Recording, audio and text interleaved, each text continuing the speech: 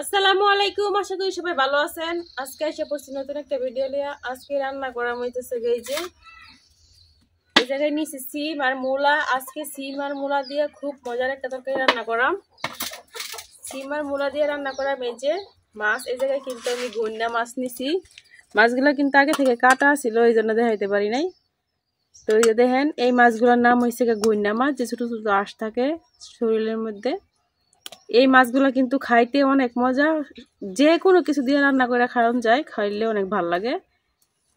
তো আজকে দেখেন আমি মূলা আর সিম দিয়ে গুইন্না মাছ কিভাবে রান্না করি। প্রথমে আমি সিম আর মূলাগুলো কাটতে নিলাম।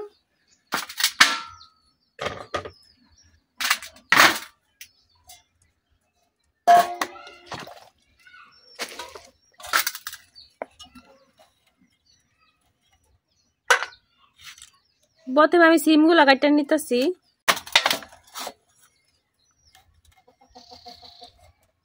সিমগুলা কিন্তু একবারে কচি, এই জন্য কিন্তু গায়ে কোনো আঁশ নাই, খুব সুন্দরভাবে পরিষ্কার হয়ে যাইতেছে।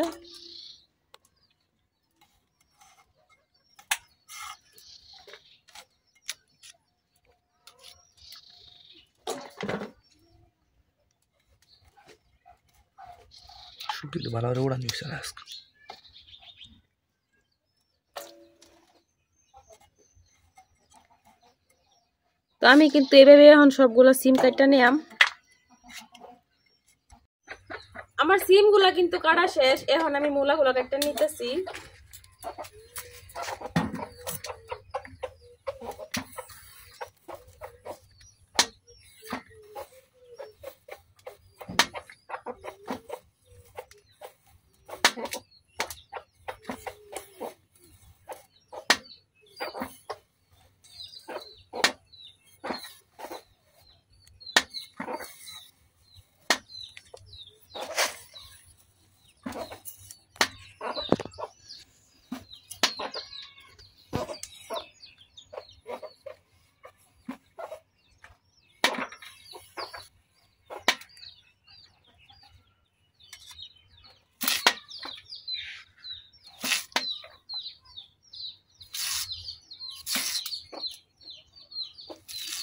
আমি কিন্তু একটু বড় করে কাটতেছি মূলাগুলা, কারণ বড় মাছ তো, এই জন্য একটু বড় বড় করে কাটতেছি, কারণ মূলাগুলা খুব সুন্দরভাবে সিদ্ধ হয়ে যায়। আর সাথে মূলার ডাটাগুলাও নিয়ে নিছি, কারণ মূলা কিন্তু আমার এমনিতেই পছন্দ, এই জন্য আমি মূলার কিছুই ফালাই না।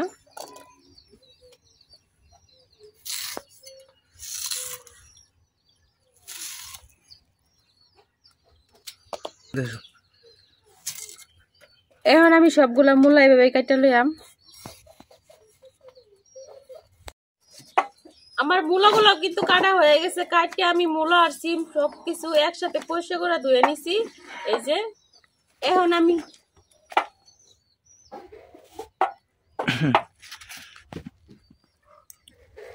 আমি রান্না করার লেগে চুলাটা ধরাইলাম। আমার চুলা ধরানো কিন্তু হয়ে গেছে। এখন আমি কড়াই বয় দিতেছি। কড়াইটা কিন্তু গরম হয়ে গেছে, আমি কড়াই তেল ঢালাইতেছি।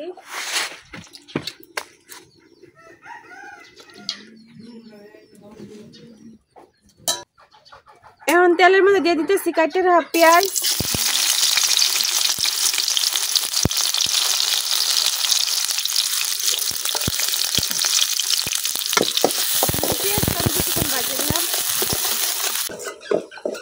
আমার পেঁয়াজটা কিন্তু ভাজা হয়ে গেছে। এখন আমি অল্প পানি দিয়ে লইতেছি।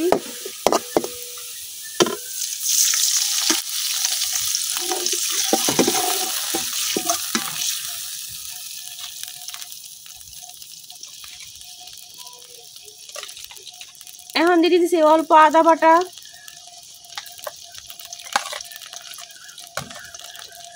রসুন বাটা, অল্প একটু জিরা বাটা।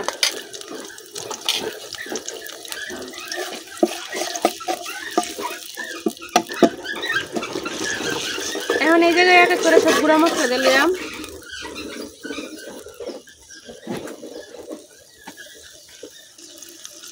হলুদ, মরিচ,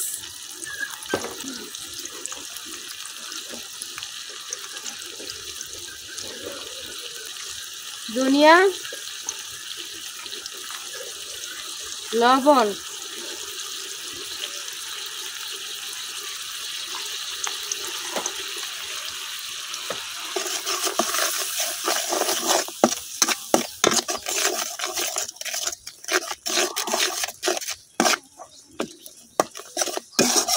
এখন মশলাগুলো আমি কিছুক্ষণ কষাইলাম। আমার মশলাটা কিন্তু কষানি হয়ে গেছে, উপর দিয়ে একবার তেল ছেড়ে দিচ্ছে।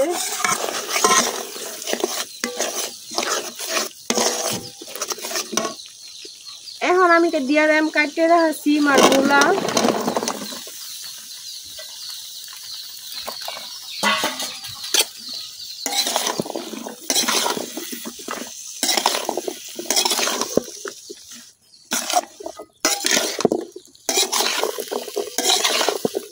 সিম আর মূলার সাথে কিন্তু আমি মশলাটা খুব ভালোভাবে মিশিয়ে নিয়েছি।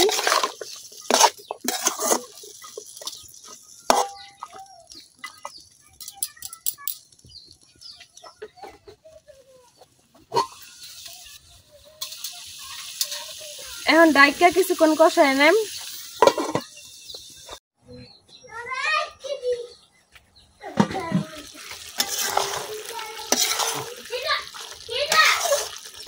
আমার মূলা আর সিম কিন্তু কষানো হয়ে গেছে, এখন আমি দিয়ে দেব মাছগুলা।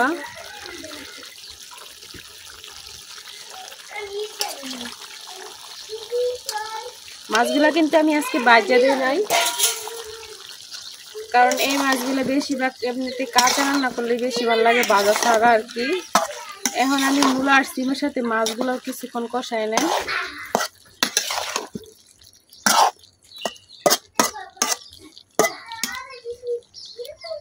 এখন ডাইকে আবার কিছুক্ষণ কষাই নেন।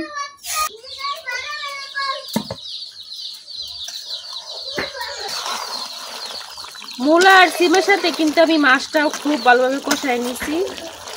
দেখেন মাছটা কিন্তু একবার খুব সুন্দরভাবে কষানো হয়ে গেছে। এখন আমি দিয়ে দেব পরিমাণ মতো ঝোল।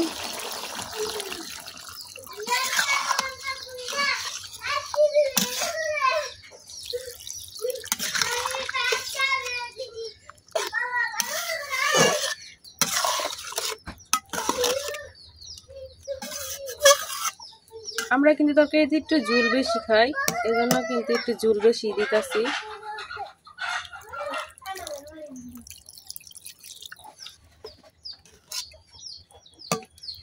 এতটুকু ঝোলে কিন্তু আমার হইব।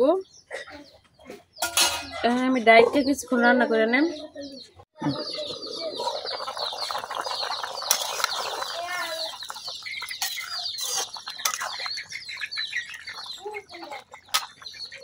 আমার তরকারিটা কিন্তু বলক আসা পড়ছে, আগে একটু জাল করে নেম।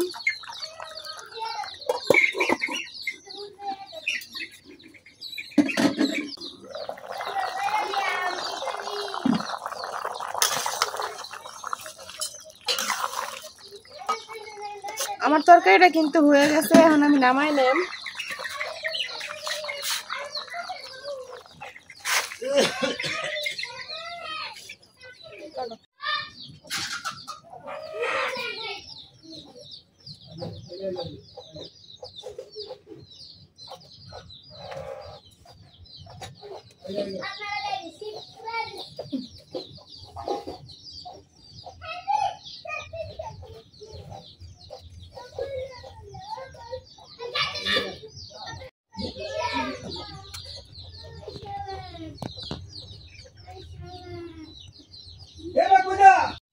এই যে তৈরি হয়ে গেছে আমার মজাদার ঘূর্ণা মাছের তরকারি মূলা আর সিম দিয়া।